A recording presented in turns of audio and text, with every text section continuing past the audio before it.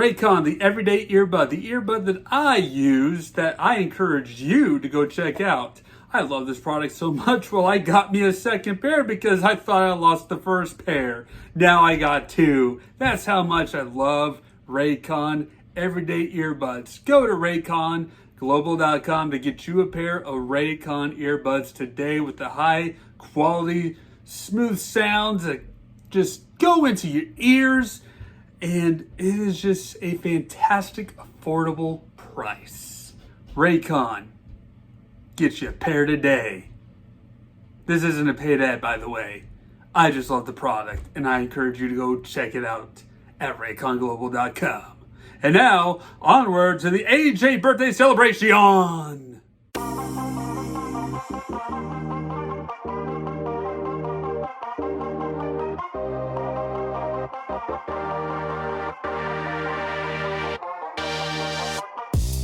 This is a Festivus moment right here. Festivus was just yesterday. Where's my post? Eggman sucks. He doesn't deserve his doctorate. He doesn't.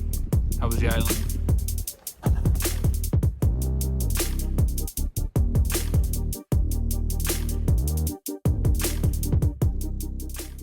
All right, ladies and gentlemen, it's time once again for the AJ birthday celebration, and we got some gifts to talk about on this episode of the AJ Show.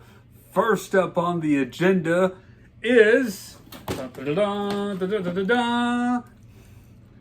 an action figure, AEW wrestler Miro. There you go. God's favorite champion right here. The Redeemer, Miro himself. The action figure version, of course, which, let's just be real, I think I got a problem. Do I have a problem here collecting AEW figures? I think I do. Is it a good problem? Is it a bad problem? It's for you to decide, I guess, but that was one of the gifts I got. How about this one right here? I love the Gundam Wing series when it came out on Toonami back in the late 90s, 2000s. And of course, what better Gundam to get than the model kit of Wing Zero, which is the Endless Waltz version from their OVA that they had, which I look at as a Christmas film. Does anybody else look at Endless Waltz as a Christmas movie for the Gundam Wing series? Because it does take place around Christmas time. I feel like it's a Christmas movie, and by golly, I watch it during the Christmas season. And I am still currently in the middle of building this one. This is about as far as I got. It is 1/44 scale. The heel fell off again. I am super gluing that thing on there. I'll tell you right now, it keeps falling off. But I'm still got to build the head. I got to build the big old wings that go on there, and of course the weapons. But not bad. Not bad at all putting this together. Lots and lots of tiny mechanical pieces on this one because it is a more difficult level of a model kit. But it's all snapped together, no glue required. You need some like pliers here and there and some cutting tools to cut the stuff out, especially the little tiny pieces that honestly you can lose in your carpet very easily. But what's better than one Gundam? Why, two Gundams, ladies and gentlemen. We've got the original Mobile Suit Gundam right here. The OG of all Gundams. I never really watched the series.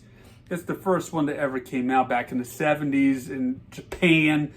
It was on Toonami for a bit as well, on Cartoon Network, and also the Adult Swim series as well on Cartoon Network. But yeah, the OG Gundam right here, the RX-78-2 Gundam. It is the prototype close combat mobile suit. This one's fully built. All right, pretty awesome standard Gundam mobile suit. This one's a lot easier to build. It's kind of one of the easier models of between this one and the other one. Yeah, it's a pretty cool model. So I just, Hobby Lobby, you know, you can find those at Hobby Lobby easily. There's other ones I want to get that I saw at Hobby Lobby, and I think it's gonna be my new hobby now. Thanks, Hobby Lobby, for giving me a new hobby. Actually, you know, back in 2000 and 2001, they did have Mobile Suit Gundams or Gundam Wings model kits that I actually collected, and they were the easier build models. You know, they were like $9-10 a pop, you know, for those things. And I don't know what happened to them. They all was gone. You know, some of them broke, and I played with them too hard too. You know, they're models. You know, as a kid, that's what happens. So, up next on the docket, last but not least for birthday presents, Metroid Dread. Oh, Metroid Dread. I am not a huge Metroid fan. The original NES Metroid, it's garbage. Let's just be real.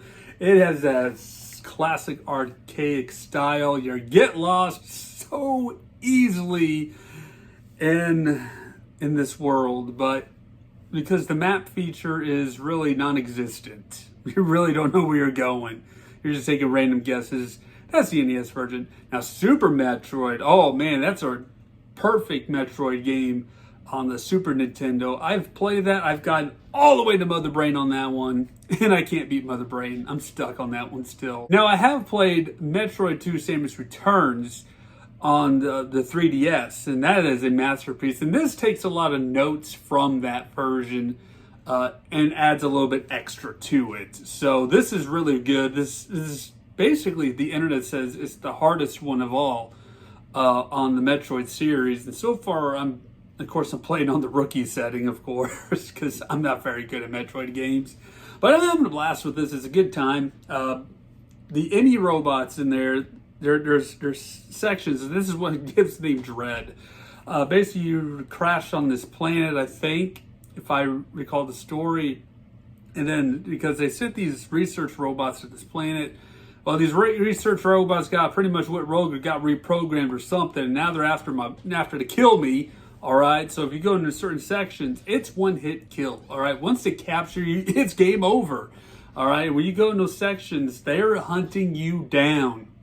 They are hunting you down, and you have to do everything as you can to navigate the labyrinth area to get to where you need to go from point A to point B, just to get out of those sections without getting caught. And if you get caught, I mean, they give you a moment to try to do a quick escape, but it's very quick, and you're pretty much dead. All right, so about a couple hours into it right now.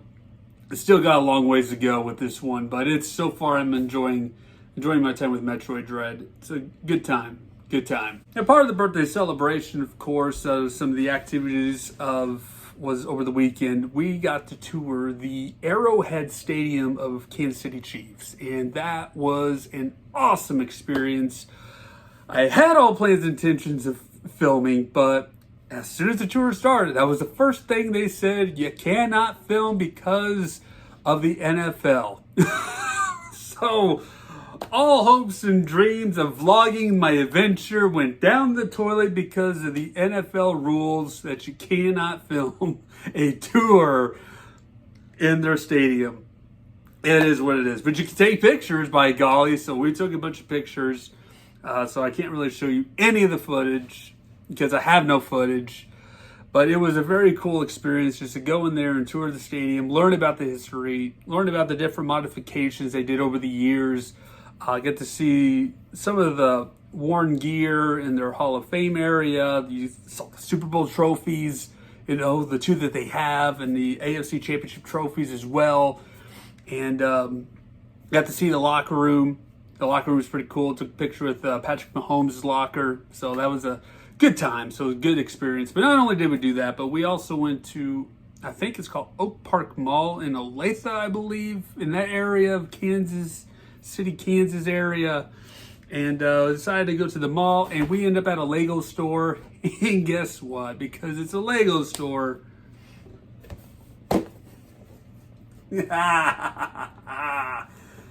Yeah, I did those episodes of Lego sets last year, and this one's going to get a special treatment in an upcoming episode, probably the next episode.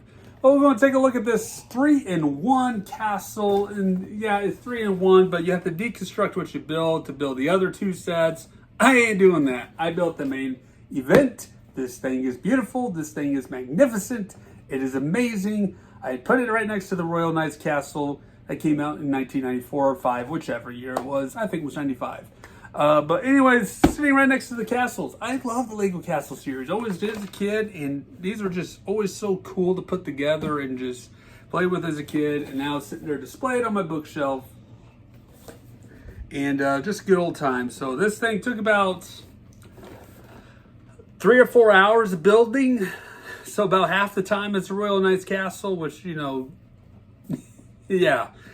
I sat through the entire thing, and of course, being 37 years young right now, I hurt just sitting on the floor after a few hours of building a Lego construction without taking a break. Maybe just to get to use the bathroom here and there or get a drink, but every time you got up, everything hurts. So, age is getting to me now. So, with that being said, that's all the gifts. It's all the birthday stuff I have to talk about here on this episode. You know, turning 37 and just enjoying life. Yeah, just simply enjoying life. You know, and as I recently, in the last few weeks, just been really thinking more about my age and thinking more about how many years down the road. I still got a lot of years left, all right? Let's just be real. There's a lot of years still left, all right? But just thinking back and just kind of taking a moment to just think about life and where I've come from over the years, what I've experienced, what I've learned. I'm at a place where, you know what, I'm going to cherish more moments. I'm going to create more moments.